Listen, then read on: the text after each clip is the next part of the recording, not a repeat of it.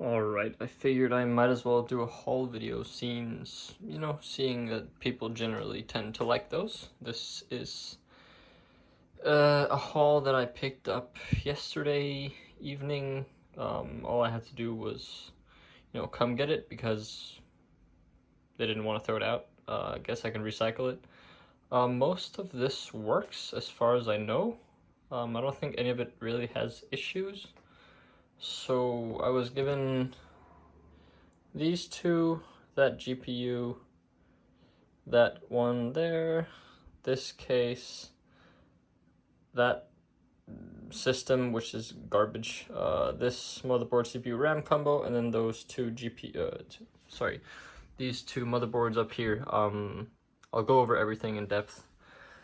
So basically these were computers that were just going to be thrown out, and I always, tend to recycle wherever I can, and this is my area of expertise, so I figured I might as well see what we can do with this. So let's start here. These two are identical. They have 2x2 gigs RAM, first gen i5, and an older Quadro. None of these have hard drives. So let's pop the side panel open on this so I can show you. So taking a look on the inside, we see an older Quadro, dual display port outs. It's okay. We got a spaghetti wiring. I think this is SATA 2. Whatever, doesn't matter. We got, oh, the light is annoying. These are 350 watt max PSUs from Best Tech. I don't know Best Tech, but if it works, it works, right? This comes with, the power supply actually has a 6-pin PCIe, if the camera would focus. Come on. There we go. So we could potentially hook up something more powerful. Let's see if you can see in here. We only have 2 out of 4 DIMMs populated. I do believe these are... Oh, come on, focus. These are indeed 2 gig sticks. So potential, I mean, first gen i5, throw in what, like a GT 1030, another 2x2 gig sticks of RAM, a 240 SSD, and it should be able to run games like Minecraft, Fortnite, low res CSGO maybe. Let's pop this off real quick and see what exact CPU it is, because I don't remember. I really hope it's an i5 700 something, because those are quad core, and the 600 series are dual core with hyperthreading. Yeah, I'm gonna grab my trusty Be Quiet screwdriver. Sponsor me, please. Let's see if we can't get this one off. I'm gonna put the camera down because this is hard to do one-handed. Alrighty, so I grabbed screwdriver, pulled this one off. Needs bad dusting, like really badly, but whatever. Dust came with it for free. So when we look, it is a 750, which is good for us because that means it's a true quad core. Ooh, that's not good. This needs a new cooler then. Oh, never mind. It just pops back in like this, I think. Maybe? I don't know. I'll figure something out. Fuck it. Screw it. It's fine. So that's these two. These are identical. So I'm gonna have to look up what exactly this can do. If this will run Minecraft, I think I'll just pop in some more RAM, pop in a 240 gig SSD. All of these have Windows licenses with them, so I mean, could probably resell this for a bit. Maybe like, I don't know, 50, 60 bucks. A lot of kids want to play Minecraft these days, don't have a ton of money for it, and if this could be a cool base system for someone to get started and get into PC gaming, then, hey, that's a win. So yeah, let's move along to the other HP. Let's move on to the next HP. All right, here's the next HP. So this one I know has an i3 2100. It has, what is this? A 320 watt max. Unfortunately, this uses the proprietary connectors from HP, which is, it's not great, but I mean, throw in a little, like a 1030 or like a 1050, should handle the wattage. Just the wattage should be fine. Bunch of SATA cables here, which is good because I'm always in need of those. Yeah, this doesn't really have much going for it in you know, in terms of upgradability, except, you know, throwing a GPU, maybe like a 3470 if it supports that, I don't know. But we do have 4 RAM slots, and this one has, let's see what this is here. This is also 2 gig sticks. Whoops. So that's a shame, but that's fine. These look like the same. This looks like the same motherboard they use in the small form factor, the 8200, 8300 from HP. Takes quite a bit of RAM and takes quite a, I think it actually takes up to like a 3770S CPU. So there's also some upgradability here, but again, these are just a quick flip.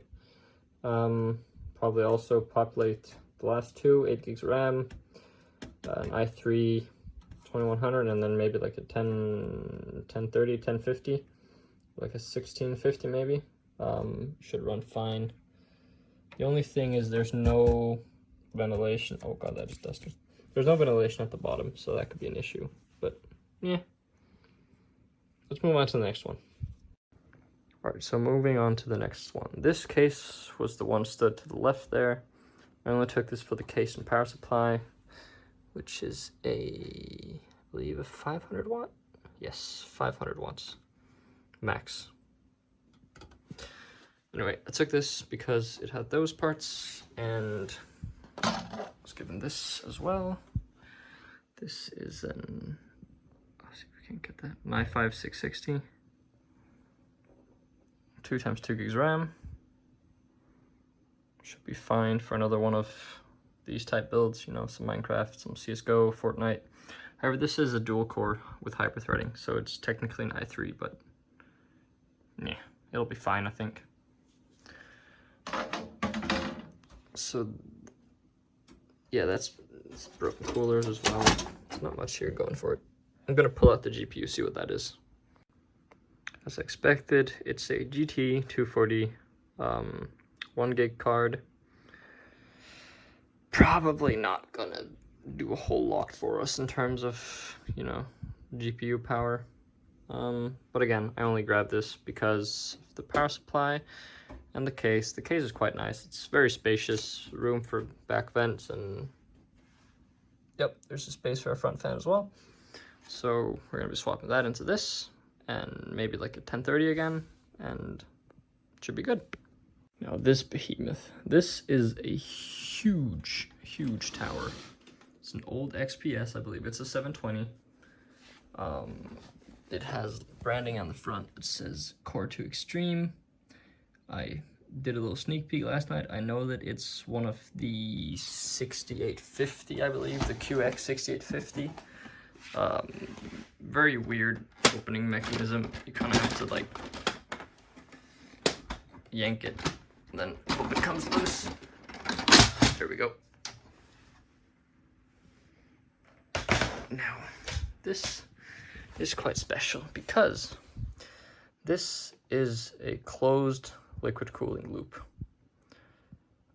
It's a full unit. It has a fan in the front. It has a pump here on the back with a little fan on it. It has, of course, the water block, which is sat down here on top of the CPU, of course. And then it has like a radiator kind of array type thing here, and I believe also over here. Yep, you can see the radiator right there. Right there. This is the rad. And then a big heatsink in here as well. It has two 8800 GTSs. Room for 8 hard drive bays. Oh, sorry, 4 hard drives. And then a ton of, I don't know, whatever you want up front. It has a DVD read writer in it now. And then, of course, the infamous 1000 watt HP power supply, which is currently driving both cards, which are in SLI, old school SLI. I believe this only has 4 gigs RAM as well. I believe it's 4 gigs. Let's see. Can we see anything at all? I don't know if you can see that. Yeah, you can. That's 4 times 1 gig DDR2. Whoops. It's DDR2. So we'll probably grab the RAM from the other rig, the one that I showed you before, put this into here, and then I think I have some spare 2 gig sticks of DDR2. Now, I don't know what to do with this, because part of me really wants to keep it like this, because it has LEDs under there and up there, and it has LEDs inside the case and on the back. I think it's up here, maybe? No. Anyway, it has LEDs, and you can choose what color you want in the BIOS. So it's technically like old school RGB, which I find really, really cool. So we might just leave this as is. Maybe throw in another GPU, because these don't do anything for anyone anymore. Part of me really wants to convert this to standard ATX, because this is, was it B-ATX or something weird where the motherboard is flipped upside down, kind of like this HP with the 2100. But that's a whole ordeal. You gotta take the plastic off, you gotta do some cutting, you gotta blah blah blah. I don't know, I'll see. But it's really, really cool. This is by far the coolest case I've seen in a very long time in these haul videos. Or these, well, my hauls. I haven't really done any videos before. But this is just so cool. It's gigantic as well. And it weighs an absolute ton. So yeah, that's this. Let's take a look at the parts I was given. So starting out, I was given a GTX 980 that didn't work. I've had it pulled apart, and I saw over here there was a ton of sort of resin type. Someone spilled Coke in it, obviously, because, you know, it's just fried. I tried to clean it up, I tried to heat gun it, but it doesn't post. It's dead, unfortunately. This would have been really cool if it had worked, but luckily enough, the boards that are underneath here, take a look at this. For the first time, it's actually what it says on the box. So this one was a dead board, which wasn't under warranty because it was self-inflicted. I believe it's this. Nope, that's the one on the bottom. This one here, the guy who had it did something and absolutely just tore through the layer on the PCB, which results in these two DIMMs work and these two don't, but everything else works. The NVMEs work, the GPU slot works. I found this out at home, by the way. I tore apart my main editing rig and grabbed the 9900K, put it in here, threw some RAM in. So this partially works, which is, you know, it's like that, probably. But still, really nice board. I like it. I got the IO shield underneath everything as well. And this one is basically, this one is basically brand spanking new.